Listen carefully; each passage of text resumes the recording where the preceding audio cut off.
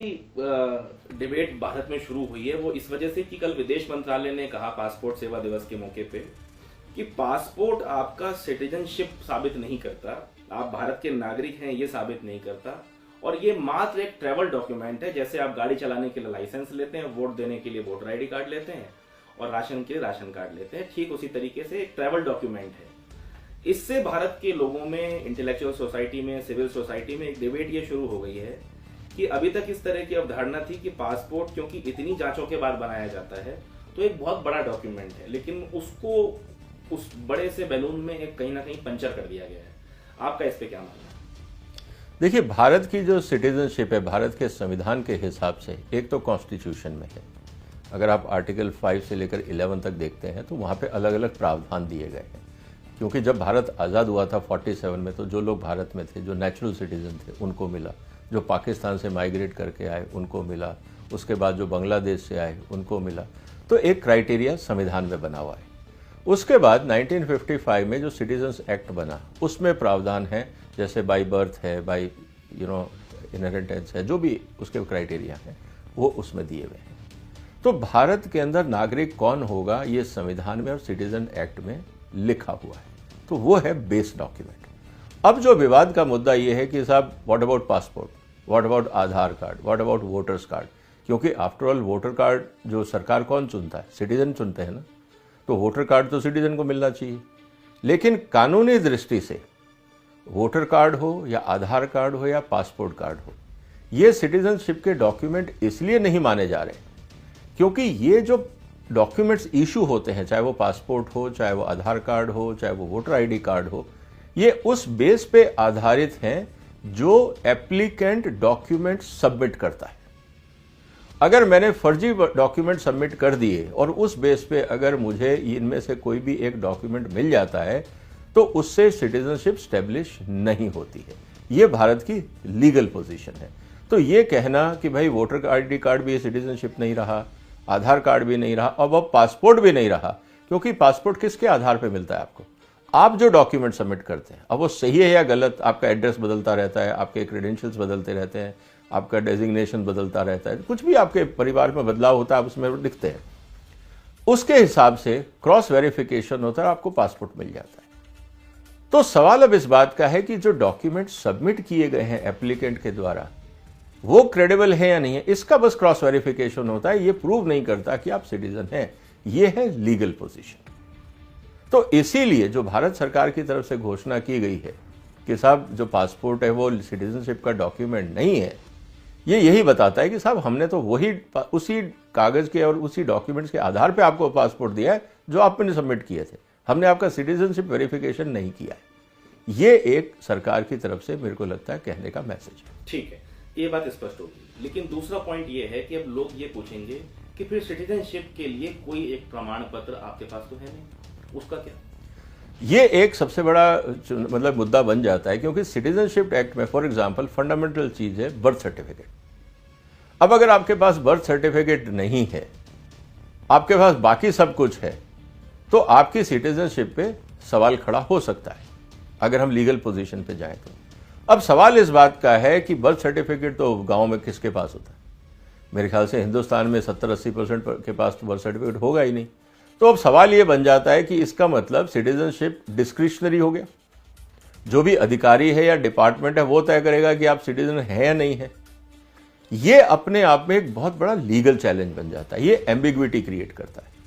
अब उदाहरण के लिए कि आपने एक पासपोर्ट लिया, आप विदेश चले गए, वहां कोई एक्सीडेंट हो गया या कोई क्राइम हो गया, आप उसमें नामजद हो गए, ठीक। अब सवाल यह है कि अगर वो सेंसिटिव है, पॉलिटिकली सेंसिटिव मुद्दा बनता है मान लीजिए, और भारत सरकार अगर आपको डिसोन कर देती है कि ये आदमी के पास भारत का पासपोर्ट जरूर है but he is not Indian citizen, तब आप क्या करोगे? तो टेक्निकली आप स्टेटलेस हो गए, आप सिटीजन नहीं हो, पासपोर्ट है, तो पासपोर्ट डॉक्यूमेंट तो मैंने इनवैलिड कर दिया बिकॉज ऑफ क्राइम और व्हाटएवर। अब आप किस देश के सिटीजन रहे? ऐसी स्थिति में अगर मैं ये कहूं कि बहुत सारे लोग जो विदेश में रहते हैं और भारत के पासपोर्ट लेके रह रहे हैं, कल को अगर किसी कारण से भारत सरकार की कोई पॉलिसी ये कहती है कि ये पर्टिकुलर पासपोर्ट्स के लोग इंडियन सिटीजन नहीं है, तो फिर आप कहां के हो? क्योंकि इंटरनेशनल ट्रीटीज हैं कि भाई इमिग्रेशन की बात आती है, कभी कोई क्राइम होता है तो आपको लीगल सपोर्ट देना होता है, इन्वेस्टिगेशन में सपोर्ट देना होता है। अगर आप इंडियन सिटीजन ही नहीं है तो भारत सरकार तो हाथ झाड़ देगी कि साहब ये आतंकवादी भारत का हो नहीं सकता, या ये जो क्रिमिनल है, वाइट कॉलर क्रिमिनल है, ये हो नहीं सकता, या जो साइबर क्रिमिनल है ये भारत का नागरिक नहीं है। अब कहाँ का है मुझे नहीं पता, लेकिन पासपोर्ट भारत का है, फर्जी बनवाया होगा। अब आप क्या करोगे? तो ये एक एम्बिग्विटी खड़ी हो जाती है। इसीलिए भारत सरकार को सिटीजनशिप का जो मैंडेट है, पासपोर्ट हो या बाकी चीजें हो, उसको इस गैप को फिल करना चाहिए, otherwise it can be a very serious problem in coming days. ठीक, लेकिन अब हम आते हैं इसके राजनीतिक मुद्दे पे। क्यों विदेश मंत्रालय को और सरकार को जरूरत पड़ी आज के समय में ये बात बताने की? देखिए, काफी समय से हिंदुस्तान में एक डिमांड चल रही है और एक पॉलिटिकल डिबेट चल रही है कि भारत में एक सिटीजनशिप रजिस्टर होना चाहिए। ठीक, अभी तक हमारे पास है नहीं। तो सवाल यह है कि जब सिटीजनशिप रजिस्टर नहीं है तो सिटीजन कौन होगा? जिसका नाम उस लिस्ट में नहीं है वो सिटीजन नहीं हो सकता। तो टेक्निकली आज वो रजिस्टर है नहीं। जब रजिस्टर नहीं है तो आप जो एलाइड एक्टिविटीज हैं, जैसे पासपोर्ट है या एलाइड डॉक्यूमेंट्स हैं, जिसको आप एज एन एक्शर कह सकते हो, आप उनको यूज कर रहे हो as a proxy to citizenship. मुझे लगता है भारत सरकार ने ये जो स्टेटमेंट कहलवाया है एमईए की तरफ से, ये एक स्टेज सेट करता है कि अब भारत सरकार को सिटीजनशिप रजिस्टर लाना चाहिए, ताकि पता तो रहे सिटीजन कौन है। अगर पासपोर्ट वैलिड नहीं है, वोटर कार्ड वैलिड नहीं है, ड्राइविंग लाइसेंस वैलिड नहीं है, आधार कार्ड वैलिड नहीं है, तो फिर वैलिड क्या है? और बर्थ सर्टिफिकेट मेरे पास है नहीं, तो फिर मैं भारत का सिटीजन हूं या नहीं हूं, ये कैसे तय होगा? इसीलिए मुझे लगता है कि भारत सरकार ने ये एक बैकग्राउंड तैयार कर दिया है एनआरसी के लिए, कि नेशनल रजिस्टर फॉर सिटीजनशिप, कि भाई अब इसकी ज़रूरत है, अदरवाइज तो आपको पता ही नहीं लगेगा आप हो कौन, किस देश के नागरिक हो। तो ये एक बैकग्राउंड तैयार कर दिया है इस डिबेट ने और इस मुद्दे ने। अब देखते हैं आने वाले दिनों में, मुझे लगता है कि शायद अगली पार्लियामेंट सेशन में, क्योंकि अब सरकार के पास मेजॉरिटी भी है, जिस तरह से बाकी एमपीज जुड़े हैं, तो अब एक सिचुएशन क्रिएट हो गई है सरकार के लिए। अब वो एनआरसी और बाकी जो पेंडिंग मुद्दे हैं उनको तेजी से लागू कर सकेगी। मतलब आप ये कह रहे हैं कि बेसिकली सरकार जानबूझ के इस विषय को उठाने के लिए आज के माहौल में ये बात क्लियर भी कर रही है कि जो डॉक्यूमेंट्स आपके पास हैं वो कंप्लीट नहीं है। करेक्ट, इवन लीगली कंप्लीट नहीं है, और इस पे कोर्ट ऑर्डर्स भी हैं। हाई कोर्ट ने भी कहा है, सुप्रीम कोर्ट ने भी कहा है, क्योंकि कई बार ये मुद्दे गए हैं कोर्ट्स में, तो कोर्ट्स ने साफ कहा है कि भाई ये डॉक्यूमेंट्स डिफरेंट पर्पज के लिए डिफरेंट अथॉरिटीज ने इशू किए हैं, but they are not entitlement of citizenship.